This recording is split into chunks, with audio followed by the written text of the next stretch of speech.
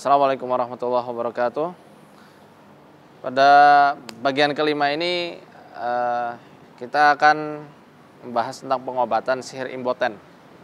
Jadi tidak menjadikan seorang lelaki itu tidak perkasa. Ini saya pernah menemukan kasusnya ketika masih ada di Samanut, Mesir. Ketika itu ada salah seorang murid kibar, Syekh Mustafa Al-Adawi, pernah meminta saya untuk mengobatinya. Jadi keluhannya itu dia tidak bisa berdiri. Tidak bisa berdiri itunya gitu ya. Tidak bisa jadi alif tapi jadi huruf wawu terus. Usut punya usut, ada diagnosa lain. Ada keluhan-keluhan lain yang mendukung bahwasanya orang ini memang kena sihir. Yakni dia itu sering ngerasa sakit di area pinggang, punggung bawahnya. Ketika sholat, dia bawaannya nguap terus, dan juga ngantuk, bahkan sampai tertidur. Ketika tidur, sering mimpi berkelahi sama orang, dikejar-kejar orang, dikejar-kejar hewan buas. Dan sering merasakan sakit di kepala dan juga BAB-nya tidak lancar. Lalu kemudian saat itu saya ruqyah, kita bacakan ayat-ayat ruqyah. Lalu saya bacakan surat Al-Baqarah ayat 164 saat itu. Inna fi khalqis samawati wal ardi wa ikhtilafil laili wan nahar wal fulki allati tajri fil bahri bima yanfa'una sampai akhir.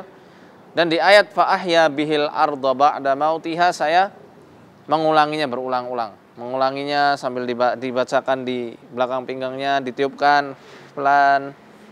Fa ahya bihil arda ba'da mautiha, yang artinya maka Allah menjadikan bumi itu hidup setelah matinya. Yang dimaksud di sini karena impoten itu mematikan supaya dia itu tidak bisa berdiri lagi atau menjadikan loyok gitu ya. Maka kita renungi, benar-benar merenungi firman Allah ini, yang mana kalau Allah Subhanahu wa taala mampu untuk menghidupkan bumi yang tadinya gersang tandus mati menjadi subur hijau-hijau seperti ini, maka sudah jelas dan sudah pasti Allah lebih kuasa untuk menghidupkan yang disihir, yang tadinya mati jadi hidup. Kita ulangi terus menerus, dibacakan surat Zalzalah juga, dibacakan surat Al-Hasyr ayat 21. Masya Allah, saat itu juga izin beliau ke belakang, mau ke hammam.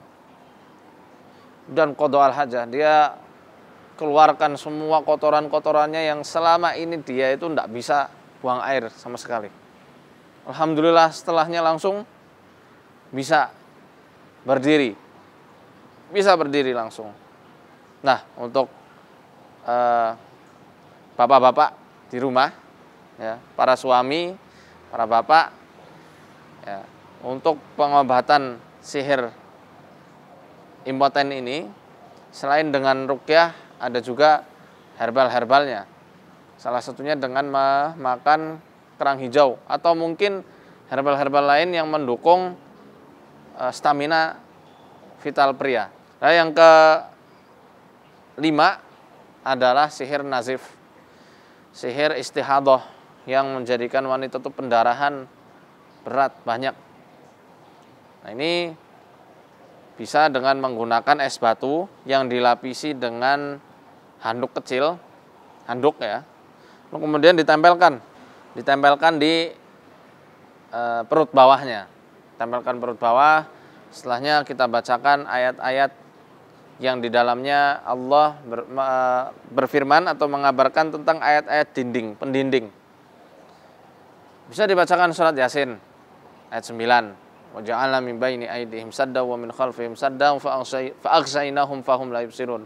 Atau surat Al-Kahfi, ya, ayat yang menceritakan tentang Zulkarnain, Ya'juj dan Ma'juj yang telah merusak isi bumi.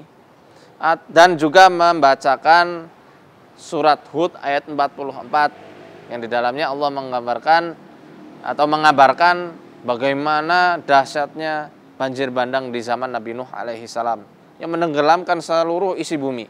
Kita renungi, kita hayati. Kalau Allah Subhanahu wa taala mampu untuk menyurutkan banjir bandang, hujan yang saat itu memang benar-benar luar biasa, surut, tidak ada bekasnya, maka Allah lebih mudah dan lebih berkuasa untuk menyurutkan pendarahan yang ada di rahim wanita. Apalah luasnya tubuh wanita itu dibandingkan bumi yang luasnya seperti ini. Maka insya Allah akan surutkan. Kalau itu memang sihir dengan es batu. Ya, semoga Allah Subhanahu wa taala menjaga kita, menjaga diri kita, menjaga keluarga kita, sanak famili kita semuanya dari kejahatan-kejahatan makhluk Allah Subhanahu wa taala. Azanallahu wa iyyakum. Assalamualaikum warahmatullahi wabarakatuh.